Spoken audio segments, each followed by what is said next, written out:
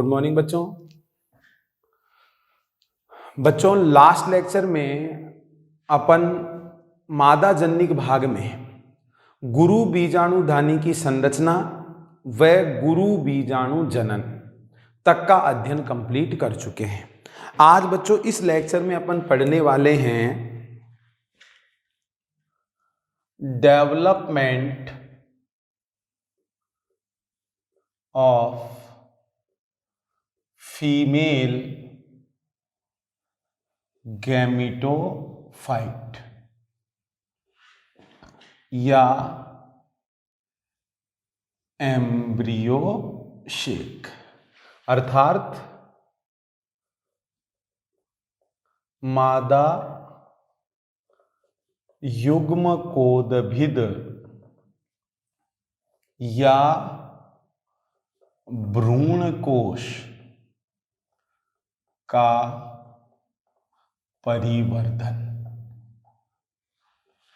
मादा युग्मकोदभिद या भ्रूण कोश का परिवर्धन। अब देखो बच्चों पढ़ना क्या है तो ध्यान देंगे। एक्टिव मेगा स्पोर, क्रियात्मक गुरु बीजाणु। एक जो बचा था पिछले लेक्चर में अपन ने देखा था बच्चों, 4 गुरु बीजाणु बनते हैं, उनमें से 3 बीजांड द्वारीय सिरे वाले नष्ट हो जाते हैं और 1 निभागीय सिरे वाला बचता है। तो जो क्रियात्मक गुरु बीजाणु हैं, उस क्रियात्मक गुरु बीजाणु से ये 7 कोशिकीय और 8 केंद्रकीय संरचना बनती है। इस संरचना को ही क्या कहते हैं? भ्रूण कोश या मादा युग्मकोदभिद। भ्रूण कोश या मादा युग्मकोदभिद। तो इस क्रियात्मक गुरु बीजाणु से ये मादा युग्मकोदभिद कैसे बनता है, इस चीज का बच्चों अपने को अध्ययन करना है। इस मादा युग्मकोदभिद में ये क्या प्रेजेंट होगा? एग या अंड, जो कि फीमेल गैमेट है, मादा युग्मक है। तो ये जो प्रोसेस है मादा युग्मकोदभिद या भ्रूण कोश का परिवर्धन, इसको बच्चों फीमेल गैमेटोजेनेसिस, फीमेल गैमेटोजेनेसिस या मादा युग्मक जनन भी कहा जा सकता है। इसको फीमेल गैमेटोजेनेसिस या मादा युग्मक जनन भी कहा जा सकता है। तो एक क्रियात्मक गुरु बीजाणु से ये भ्रूण कोश कैसे बनेगा, इस चीज का बच्चों अपने को अध्ययन इस बिंदु के अंतर्गत करना है। तो देखते हैं first cell of female gametophyte, मादा युग्मकोदभिद की प्रथम कोशिका। तो मादा युग्मकोदभिद की जो प्रथम कोशिका होती है वो क्या होती है बच्चों?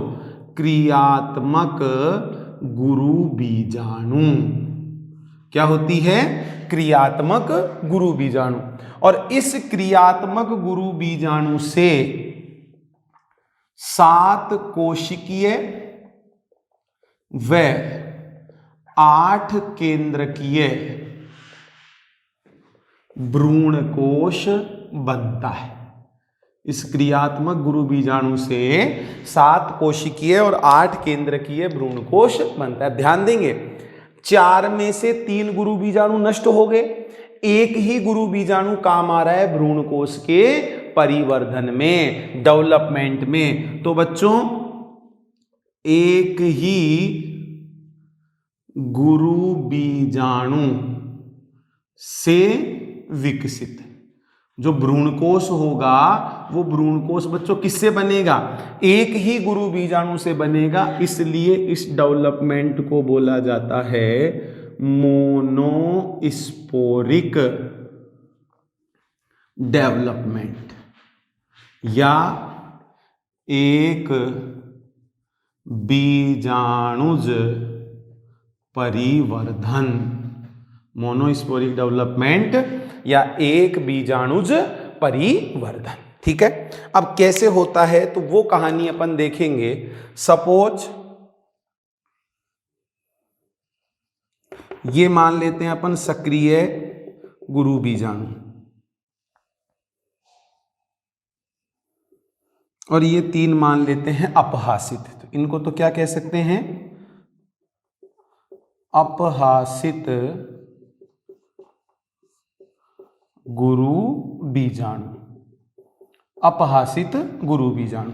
ये हो जाएगा बच्चों क्रियात्मक गुरु बीजाणु। ये क्या हो जाएगा, क्रियात्मक गुरु बीजाणु। अब बच्चों जो ये क्रियात्मक गुरु बीजाणु है, ये क्रियात्मक गुरु बीजाणु तो कैसा होगा, निभागीय। और ये अपहासित गुरु बीजाणु जो तीनों होंगे, ये बच्चों कैसे होंगे, बीजांड द्वारीय। आगे बात समझ में, जो एक बचेगा वो निभागीय, 3 जो डिजनरेट हो जाएंगे वो हो जाएंगे बीजांड द्वारीय। क्लियर। अब बच्चों जो ये क्रियात्मक गुरु बीजाणु हैं, इस क्रियात्मक गुरु बीजाणु में होंगे 3 समसूत्री विभाजन। क्या होते हैं बच्चों, 3 समसूत्री विभाजन। और ये समसूत्री विभाजन जो होते हैं ये मुक्त केंद्रकीय होते हैं, मुक्त केंद्रकीय होते हैं। अंत में एक साथ सेल वॉल फॉर्मेशन होता है। शुरू में केवल क्या होता है, मुक्त केंद्रक विभाजन ही होता है। कैसे समझेंगे, देखो ये मान लेते हैं क्रियात्मक गुरु बीजाणु। क्या है बच्चों, क्रियात्मक गुरु बीजाणु। इसमें हुआ फर्स्ट माइटोसिस, प्रथम समसूत्री विभाजन। प्रथम समसूत्री विभाजन से 2 केंद्रक बनते हैं, और वो दोनों केंद्रक जो होते हैं वो बच्चों अपोजिट पोल पर, विपरीत ध्रुवों पर पहुंच जाते हैं। तो ये भ्रूणकोश कैसा बन जाएगा, द्विकेंद्रकीय। आगे बात समझ में। इस स्थिति के बाद में होगा सेकेंड माइटोसिस, द्वितीय समसूत्री विभाजन, दोनों में दूसरा, दोनों केंद्रकों में दूसरा। तो बच्चों 4 केंद्रकीय स्थिति बन जाएगी, और ये चारों केंद्रक 2 विपरीत ध्रुवों पर, अलग अलग ध्रुवों पर पहुंच जाएंगे। फिर इनमें होगा थर्ड माइटोसिस। क्लियर। और तीसरे समसूत्री विभाजन से बच्चों 8 केंद्रकीय स्थिति बन जाती है। क्लियर। ये भ्रूणकोश बन गया द्विकेंद्रकीय, ये भ्रूणकोश बन गया 4 केंद्रकीय, और ये भ्रूणकोश बन गया बच्चों 8 केंद्रकीय। आगे बात समझ में। ये इधर विभागीय सिरा, और ये मान लिया अपन ने बीजांड द्वारीय सिरा। 8 केंद्र की स्थिति बन गई, ये लो।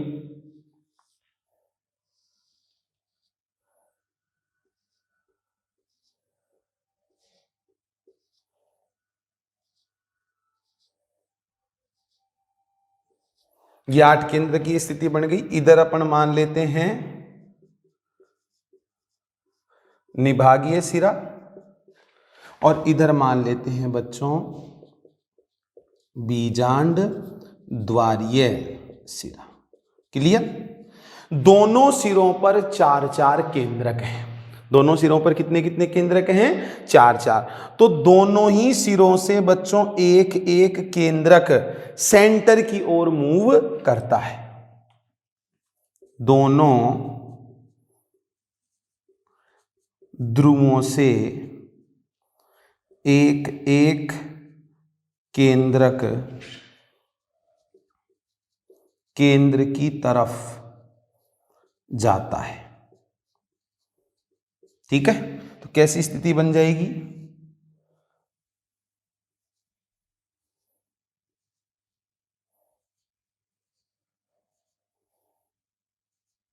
ये स्थिति बन जाएगी। दो केंद्रक तो बीच में, तीन बीजांड द्वारीय सिरे की ओर और तीन निभागीय सिरे की ओर। इसके पश्चात बच्चों कोशिका भित्ति की नींव पड़ती है। इसके पश्चात कोशिका भित्ति की नींव पड़ती है, अर्थात क्या होता है? साइटोकाइनेसिस। अब तक केवल क्या हो रहा था?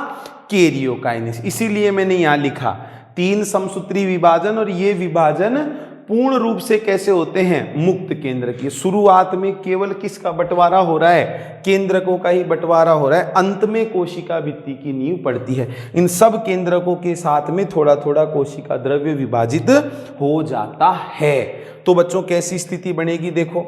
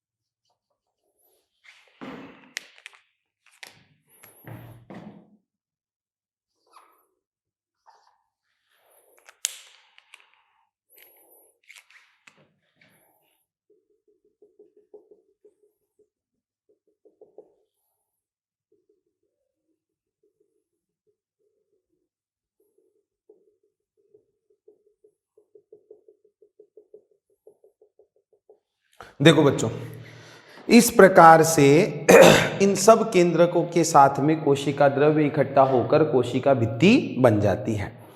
3 कोशिकाएं जो किधर की ओर स्थित है? निभागीय सिरे की ओर स्थित है। इन 3 कोशिकाओं को बोलते हैं प्रतिमुखी कोशिकाएं। इन 3 कोशिकाओं को क्या बोलते हैं बच्चों? प्रतिमुखी कोशिकाएं। क्लियर? 3 कोशिकाएं जो कि बीजांड द्वारीय सिरे की ओर स्थित हैं। इसमें से बच्चों ये एक तो होगी अंड कोशिका, और ठीक बीजांड द्वार के पास में ये 2 होंगी बच्चों क्या? सहायक कोशिकाएं। इन तीनों को मिलाकर क्या बोलते हैं? अंड उपकरण। तीनों को मिलाकर क्या बोलते हैं बच्चों? अंड उपकरण। तो प्रतिमुखी कोशिकाएं निभागीय सिरे की ओर, अंड उपकरण बीजांड द्वारीय सिरे की ओर। तो 1 2 3 4 5 6 कोशिकाएं होगी। एक बच्चों बीच में ये बड़ी केंद्रीय कोशिका, बड़ी केंद्रीय कोशिका, जिसमें बच्चों ये दोनों क्या होते हैं? 2 ध्रुवीय केंद्रक। समझ गए? तो कोशिका भित्ति बन गई, कोशिका भित्ति बन गई। बाकी का कोशिका द्रव्य इस बीच में बड़ी केंद्रीय कोशिका के पास में होता है। तो इस प्रकार से ये क्या बन जाता है? 7 कोशिकीय व 8 केंद्रकीय भ्रूण कोश। क्या बन जाता है? 7 कोशिकीय व 8 केंद्रकीय भ्रूण कोश बन जाता है, जिसी को क्या कहा जाता है? परिपक्व मादा युग्मकोद्भिद। और इस सारी कहानी की शुरुआत बच्चों किससे होती है? क्रियात्मक गुरु बीजाणु से होती है। इसलिए प्रथम कोशिका मादा युग्मकोद्भिद की किसको माना गया है? क्रियात्मक गुरु बीजाणु को माना गया है। ठीक है, यहां तक की कहानी समझ में आ गई। अब बच्चों इस संरचना के बारे में, 7 कोशिकीय और 8 केंद्रकीय भ्रूणकोश के बारे में थोड़ा सा डिटेल से अपन और देख लेते हैं। ये कैसे बना वो सारी कहानी मैंने आपको समझा दी है।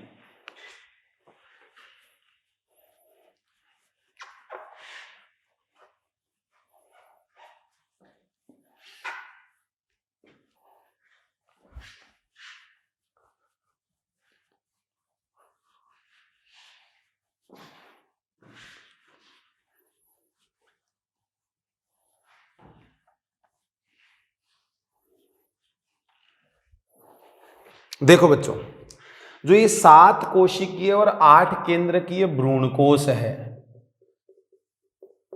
7 कोशिकीय व 8 केंद्रकीय क्या है बच्चों? भ्रूणकोश। ये भ्रूणकोश प्रारूपिक प्रकार का है, टिपिकल टाइप का, सामान्य प्रकार का भ्रूणकोश है, जिसकी खोज की थी स्ट्रॉसबर्गर। पादप का नाम क्या है? स्ट्रॉसबर्गर। खोज किसने करी थी? स्ट्रॉसबर्गर ने।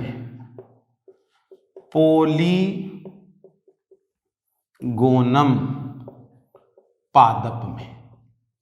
कौन से पादप में की थी? पोलीगोनम पादप में की थी। इसलिए जो प्रारूपिक प्रकार का भ्रूणकोश होता है, इसको बच्चों पोलीगोनम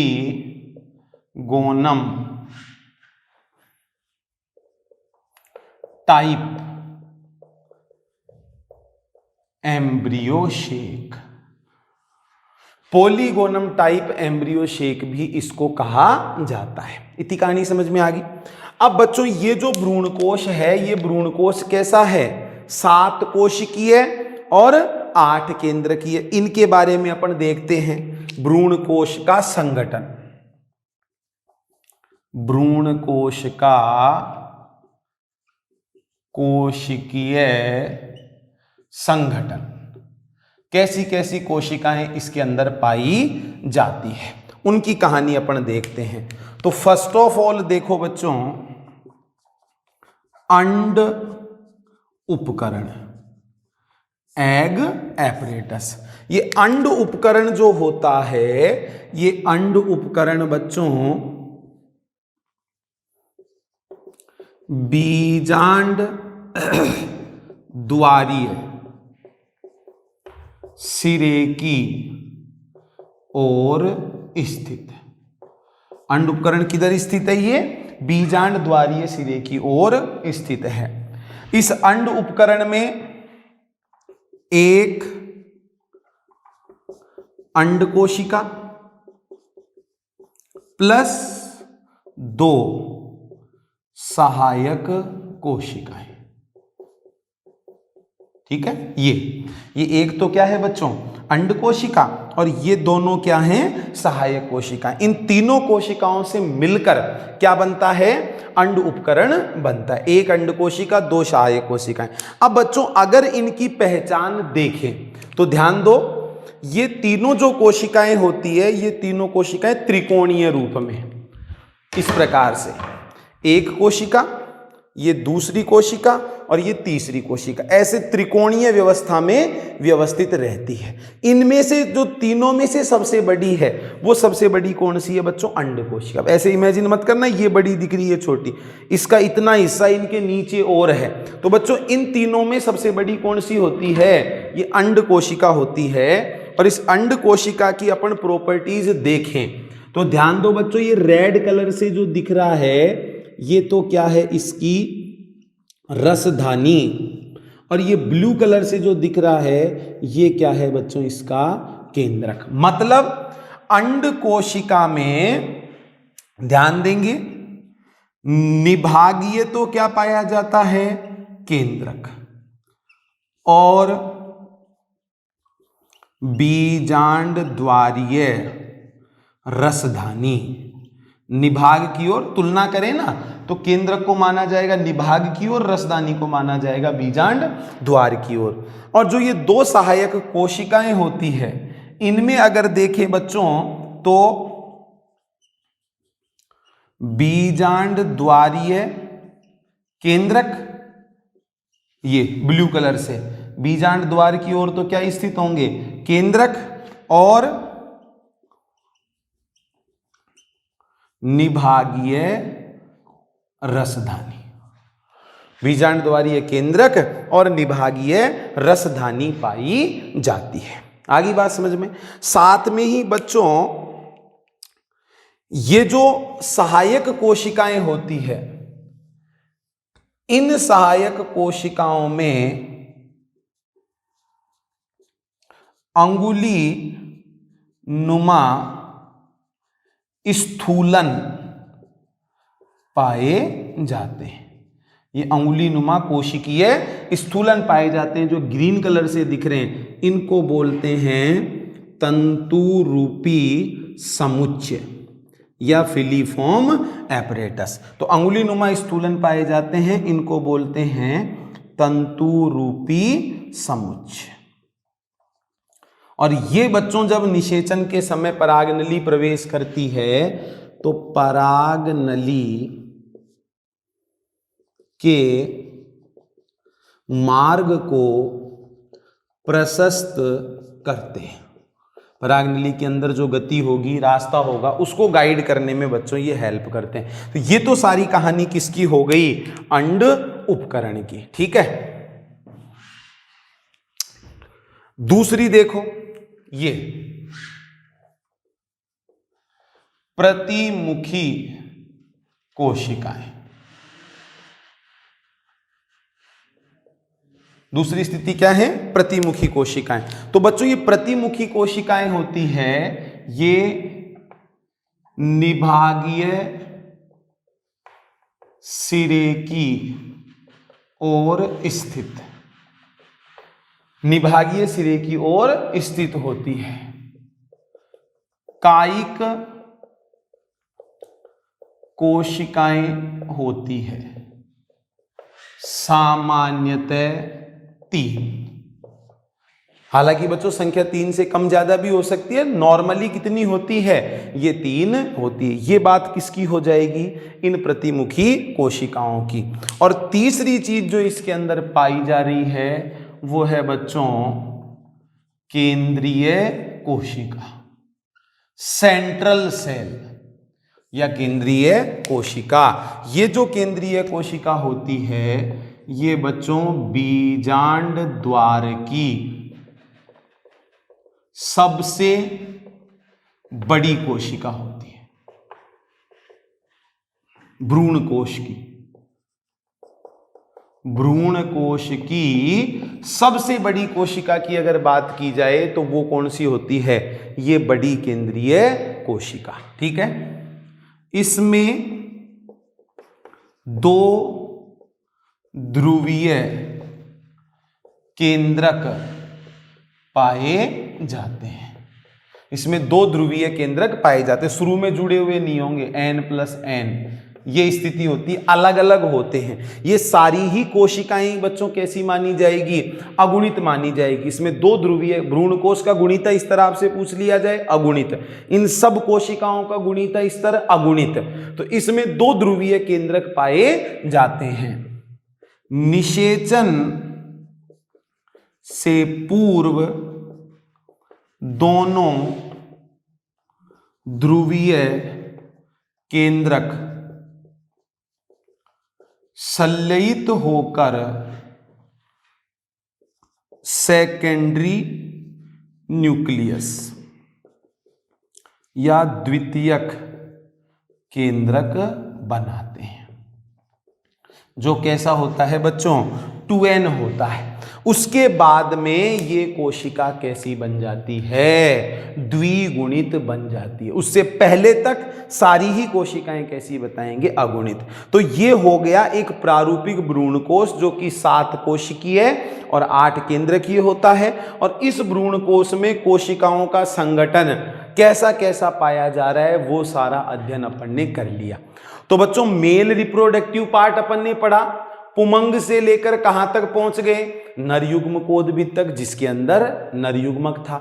ऐसे ही मादा जन्निक भाग पढ़ा, जायांग से लेकर कहां तक पहुंच गए, मादा युग्मकोद्भिद तक, जिसके अंदर मादा युग्मक स्थित है। आप ध्यान देंगे, आवृत बीजियों में नर युग्मकोद्भिद में पाया जाता है नर युग्मक और मादा युग्मकोद्भिद में पाया जाता है मादा युग्मक। अर्थात अंकुरित परागकण में नर युग्मक होगा और भ्रूणकोश में मादा युग्मक होगा। और बच्चों आवृत बीजियों में नर व मादा दोनों ही प्रकार के युग्मक क्या होते हैं, अचल होते हैं, अगतिशील होते हैं। तो निषेचन हेतु इनको पास पास लाया जाना अनिवार्य होता है।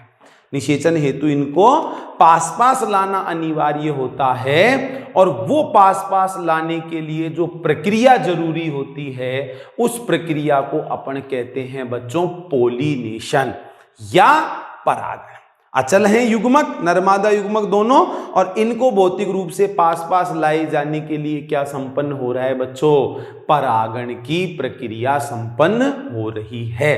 तो अब अपने को क्या पढ़ना है, परागण का प्रक्रम पढ़ना है। वो अपन अब स्टार्ट करते हैं। देख लो बच्चों,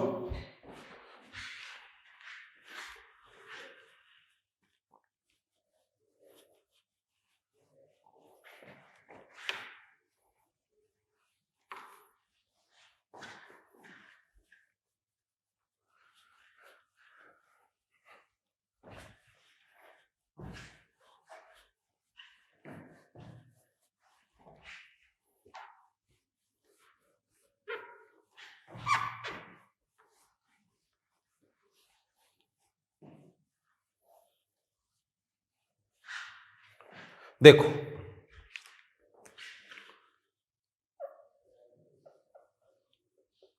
पोलिनेशन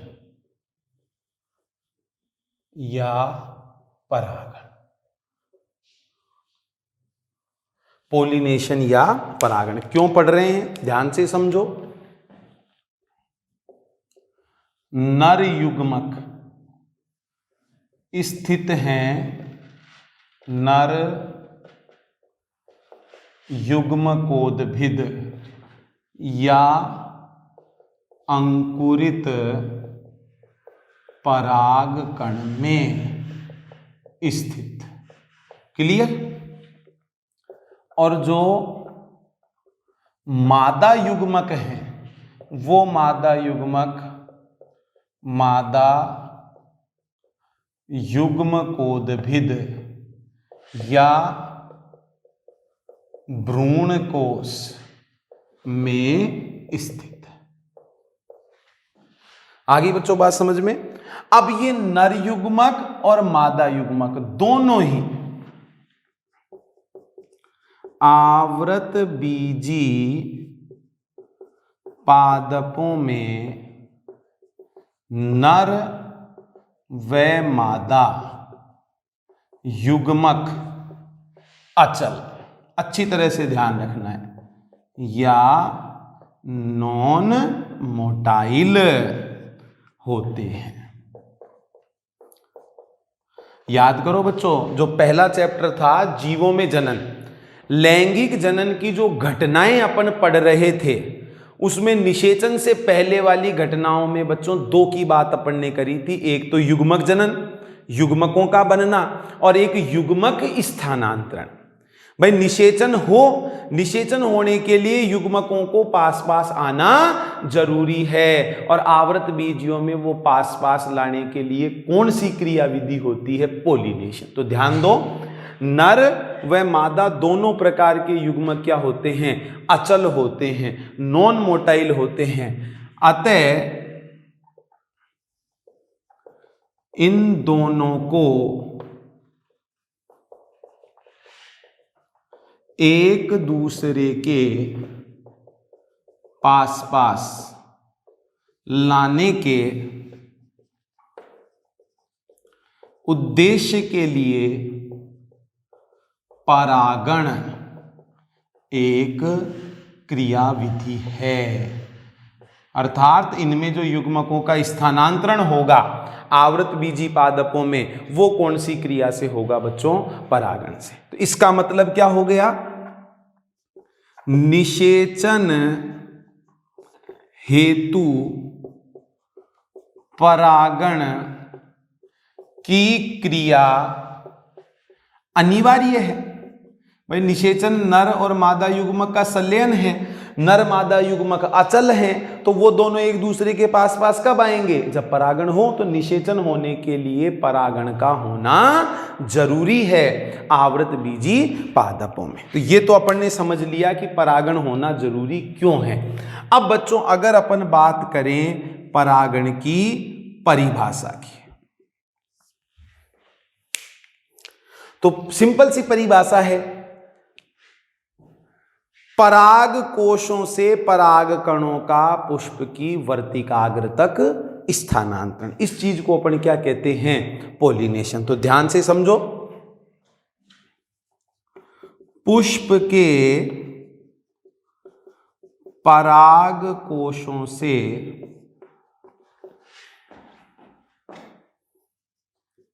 मुक्त हुए पराग कणों का समान पुष्प या अन्य पुष्प, उसी के जैसा दूसरा, पुष्प के पराग कोशों से मुक्त हुए पराग कणों का समान पुष्प या अन्य पुष्प की वर्तिकाग्र तक स्थानांतरण। ठीक है, transfer of pollen grains from anther to stigma of same flower और डिफरेंट फ्लावर, समान जाति का होना चाहिए। ये जो प्रक्रिया होगी ये क्या कहलाएगी बच्चों, परागण। और सिंपल सी बात है, जब तक सफलतापूर्वक परागण संपन्न नहीं होगा, जब तक बच्चों निषेचन भी संपन्न नहीं होगा। तो इसलिए पराग कणों की प्राप्ति हेतु या सफलतापूर्वक परागण हेतु आवृत बीजी पादपों ने अनेक अनुकूलन विकसित कर लिए हैं। आवृत बीजी पादपों ने अनेक अनुकूलन विकसित कर लिए हैं। ये परागण हेतु बाहरी कारकों का प्रयोग भी करते हैं। ये परागण हेतु बाहरी कारकों का प्रयोग भी करते हैं। जल है, हवा है, कीट, पक्षी, स्तनधारी, सरीसर्प, इन सब का भी ये प्रयोग करते हैं। तो ये हो गई बच्चों परागण होना जरूरी क्यों है और परागण क्या होता है। अब परागण कौन कौन से प्रकार का होता है इसकी बात अपन करते हैं। Types of pollination.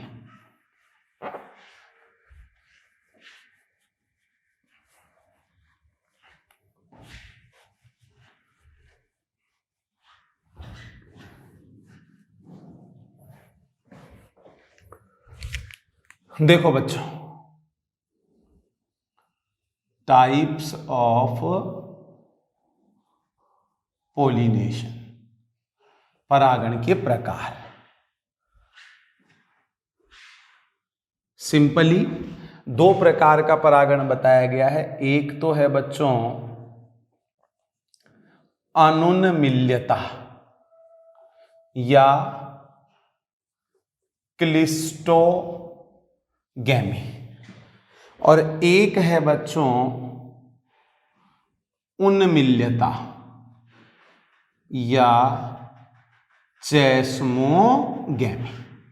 एक क्लिस्टोगैमी या अनुन्मिल्यता, एक है चेस्मोगैमी या उन्मिल्यता। मतलब क्या है इन दोनों का, ध्यान देंगे।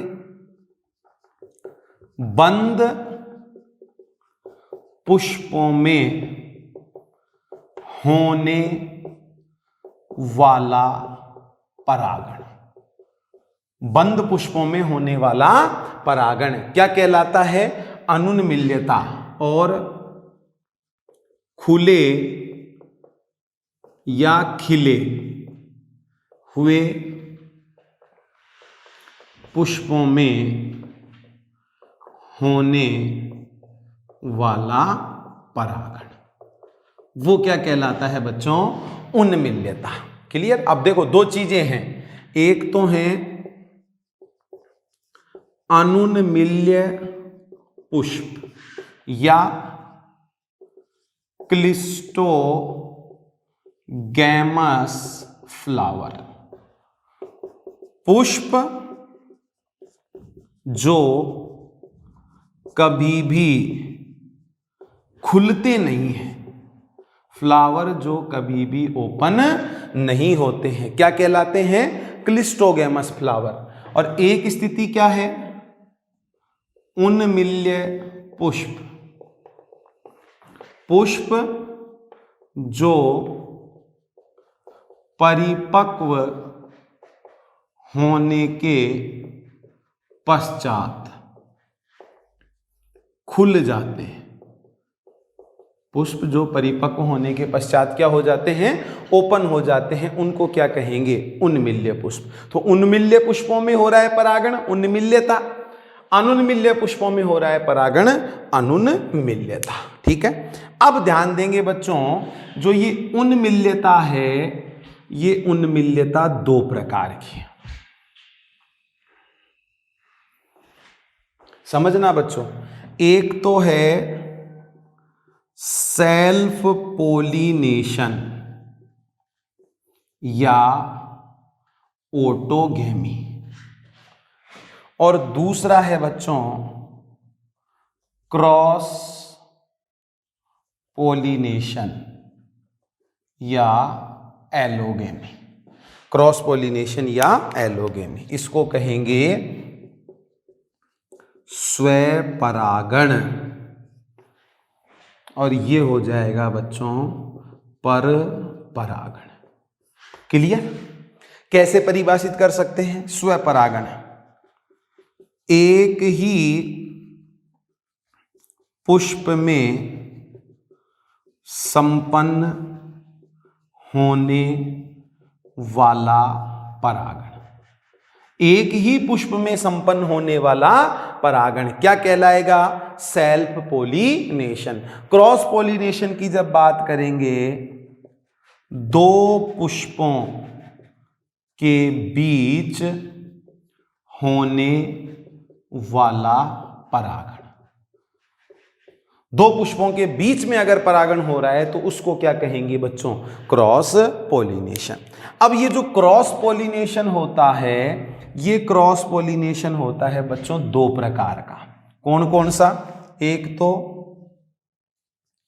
जिटोनोगैमी या सजात पुष्पी परागण, और एक होता है बच्चों जीनोगैमी पर निषेचन, जीनोगैमी या पर निषेचन। अब मतलब क्या है, जिटोनोगैमी और जीनोगैमी का दोनों ही किसके प्रकार हैं, क्रॉस पॉलिनेशन के। क्यों माना जा रहा है, क्योंकि दो फूलों के बीच में हो रहा है। जिटोनोगैमी का क्या मतलब है, एक ही पादप के दो पुष्पों के बीच होने वाला परागण, एक ही पादप के दो पुष्पों के बीच में होने वाला जो परागण होता है उसको क्या कहते हैं बच्चों? जिटोनोगेमी कहते हैं। और ध्यान रखना, ये जिटोनोगेमी जो है ये आनुवांशिक रूप से तो क्या माना गया है? स्वपरागण माना गया, क्योंकि एक ही पादप के सभी फूल आनुवांशिक रूप से क्या हैं? समान हैं। आनुवांशिक रूप से तो स्वपरागण माना है, लेकिन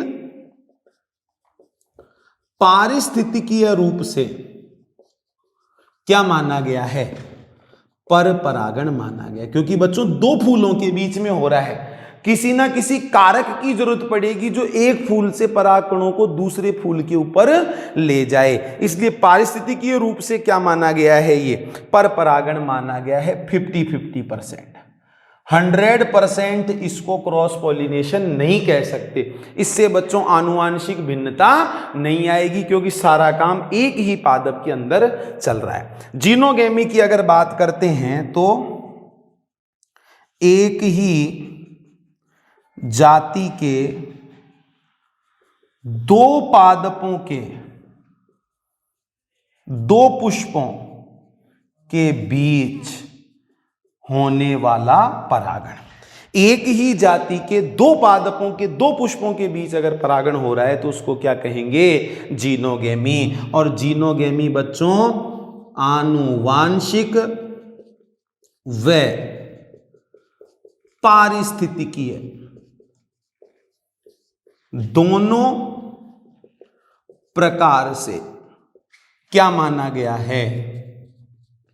क्रॉस पॉलिनेशन माना गया है। ठीक है, 100% जो क्रॉस पॉलिनेशन है वो वास्तव में बच्चों जीनोगेमी है।